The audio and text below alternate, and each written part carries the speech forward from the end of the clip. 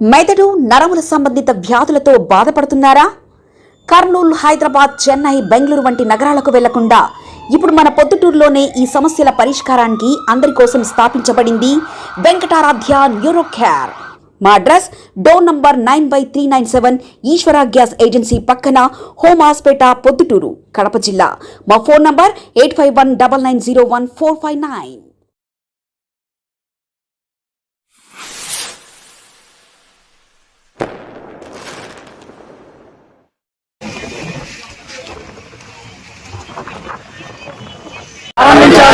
తక్షణమే ప్రమోషన్ల ప్రక్రియను, తక్షణమే నోషల్ ఇంక్రిమెంట్లను, తక్షణమే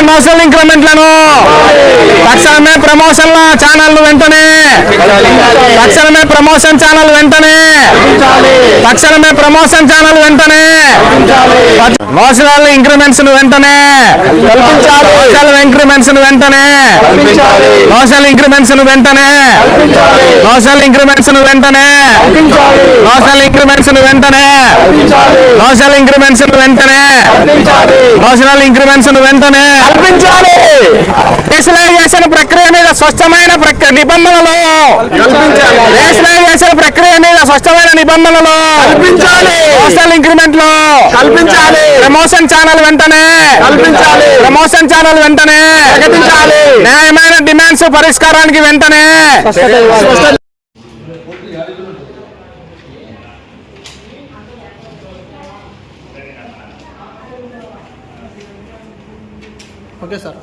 రాష్ట్ర ప్రభుత్వం బదిలీల ప్రక్రియలో భాగంగా జీవో నెంబర్ 5ను తీసుకొని వచ్చింది. దీంతో సొంత మండలాల్లో ఉండకూడదు అనేటువంటి నిబంధన తీసుకురావడం వల్ల చాలామంది ఉద్యోగులు తీవ్రమైన ఆందోళనకు చెందుతున్నారు. రెండో అంశం, ప్రభుత్వం సచివాలయ ఉద్యోగులకు సంబంధించి గందరగోళ పరిస్థితి ఏర్పడే విధంగా చేసింది. మొట్టమొదటగా రేషనలైజేషన్ ప్రక్రియ అనేటువంటిది మొదలుపెట్టింది. ఈ రేషనలైజేషన్ ప్రక్రియ వల్ల దీనికి విధి విధానాలు ఖరారు చేయకుండా కేవలం రేషనలైజేషన్ చేస్తున్నామని చెప్పేసి కొన్ని పేర్లు ప్రకటించేసి వారికి వదిలేసింది. ఇప్పుడు రేషనలైజేషన్ చేసిన తర్వాత ఆ ఉద్యోగులు మీరు ఎక్కడికి పంపుతారు అనేటువంటి ప్రశ్న ఒకటి ఉత్పన్నమవుతుంది. రెండోది కూడా గౌరవ మంత్రివర్యులకు మేము చేసేటువంటి విజ్ఞప్తి ఏమిటంటే, మీరు రేషనలైజేషన్ ప్రక్రియ చేపట్టేటువంటి ముందు ప్రమోషన్ల ప్రక్రియ చేపట్టండి. దాని తర్వాత ఎంతమంది మిగులు సిబ్బంది ఉన్నారు అనేటువంటి తెలుస్తుంది. ఈరోజు రాష్ట్ర వ్యాప్తంగా చాలా శాఖల్లో ఖాళీలు ఏర్పడ్డాయి. ఆ ఖాళీలన్నిటినీ సచివాలయ ఉద్యోగులతో భర్తీ చేసేదానికి అవకాశం ఉంది.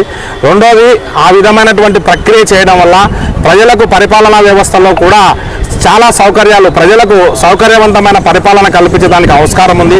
ఈరోజు రేషనలైజేషన్ ప్రక్రియలో మొట్టమొదటిగా నష్టపోయేది మహిళా సంరక్షణ కార్యదర్శులు, రెండవది విఆర్ఓలు, వెల్ఫేర్ అసిస్టెంట్లు, ప్లానింగ్ సెక్రటరీలు, ఈ విధంగా చాలా అమ్యూనిటీ సెక్రటరీలు, వీళ్ళందరూ కూడా రేషనలైజేషన్ ప్రక్రియలో తీవ్రంగా నష్టపోతూ ఉన్నారు. గౌరవ మంత్రివర్యులు ఒక్కసారి ఆలోచించాలా. ఎందుకంటే మా ఉద్యోగులందరితో మాట్లాడినప్పుడు నా అభిప్రాయం కాదు, కానీ వాళ్ళు చెప్పేటువంటి అభిప్రాయం ఏంటంటే, ఇంత మనం 80% పైగా మంది ఉద్యోగులు కూటమి ప్రభుత్వానికి మద్దతు తెలిపినందుకు మనకి ఇది మొదటి గిఫ్ట్ అంటున్నారు వాళ్ళు. ఇలాంటి గిఫ్ట్ మనకు రాష్ట్ర ప్రభుత్వం ఇచ్చింది అని చెప్పి ఆవేదన వ్యక్తం చేస్తూ ఉన్నారు. కాబట్టి ప్రభుత్వం ఏం చేస్తుంది అనేటువంటిది గందరగోళంలోకి దింపకుండా దయచేసి ఈ రేషనలైజేషన్ ప్రక్రియ చేపట్టే ముందే ప్రమోషన్లను ప్రకటిస్తే మిగులు సిబ్బంది ఎవరు అనేది తెలుస్తుంది.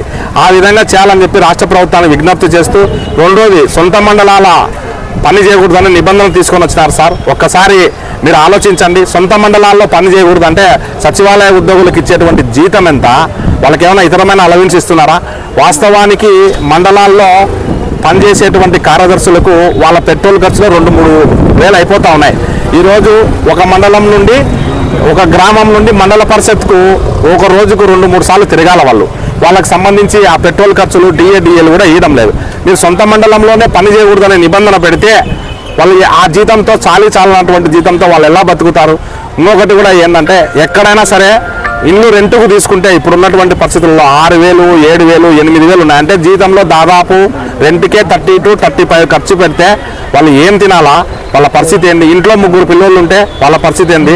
తల్లిదండ్రులు అనారోగ్యంగా ఉంటే వాళ్ళని ఎవరు చూసుకుంటారు? వాళ్ళ పిల్లల చదువు దృష్ట్యా వీటన్నిటినీ కూడా ప్రభుత్వం ఎందుకు మరి దృష్టి పెట్టలేకపోతా ఉందని చెప్పి మేము విజ్ఞప్తి చేస్తూ ఉన్నాం. కాబట్టి రాష్ట్ర ప్రభుత్వం సొంత మండలాల్లో పనిచేయకూడదన్నటువంటి నిబంధనలు తీసేసి ప్రభుత్వం ఈ బదిలీలు చేపట్టే ముందు ప్రమోషన్లను ప్రకటించి నోషనల్ ఇంక్రిమెంట్ ఇస్తే నీకు ఎంతమంది సిబ్బంది మిగులుతారు, ఎంతమందిని బదిలీ చేయాలనేటువంటిది ఒక అవగాహన వస్తుంది. కాబట్టి ప్రభుత్వం వెంటనే ఈ చర్యలన్నింటినీ చేయాలని చెప్పి మేము గ్రామ వార్డు సచివాలయ ఉద్యోగుల తరపు నుండి విజ్ఞప్తి చేస్తా ఉన్నాం. రాబోయే రోజుల్లో దశలవారీ నిరసన కార్యక్రమాలు చేపడతామని చెప్పి ప్రభుత్వం సానుకూలంగా స్పందించాలని ఈ సందర్భంగా మేము విజ్ఞప్తి చేసుకుంటున్నాం. అందరికీ నమస్తే అండి. ఈరోజు మేము ఇక్కడికి వచ్చిన కారణం అనేటువంటిది రేషనేషన్ ప్రక్రియ గురించి కానీ ట్రాన్స్ఫర్స్ గురించి కానీ ఇంతవరకు మేము మాట్లాడుతూ రావడం జరిగింది. మరి ముఖ్యంగా మేమైతే మహిళా పోలీసుల గురించి చాలా అస్పష్టతమైనటువంటి ఉన్నాయి, వాటి గురించి మాట్లాడడానికి వచ్చాము. ఇప్పుడైతే వార్డు టు వార్డు ట్రాన్స్ఫర్స్ పెట్టుకోవచ్చు అని చెప్పేసి అన్నారు, కానీ మహిళా పోలీసులు గ్రామాల్లో అంటే మండలం పరిధిలో కూడా పనిచేస్తున్నారు. మరి వారి పరిస్థితి ఏమిటనేది ఒక స్పష్టత ఇస్తే చాలా బాగుంటుంది. అంతేకాకుండా ఈ ట్రాన్స్ఫర్స్ విషయంలో చాలా అవకతవకలు కానీ అంటే క్లారిటీగా లేవు, అవి కూడా కొంచెం క్లియర్గా గైడెన్స్ ఇస్తే చాలా బాగుంటుంది. ముఖ్యంగా మహిళా పోలీసులకి నో ఎస్ అనేటువంటివి ఈ రేషనేషన్ ప్రక్రియలో చాలా నష్టపోతున్నారు మిగిలిన సెక్రటరీస్ అందరితో కంటే కూడాను.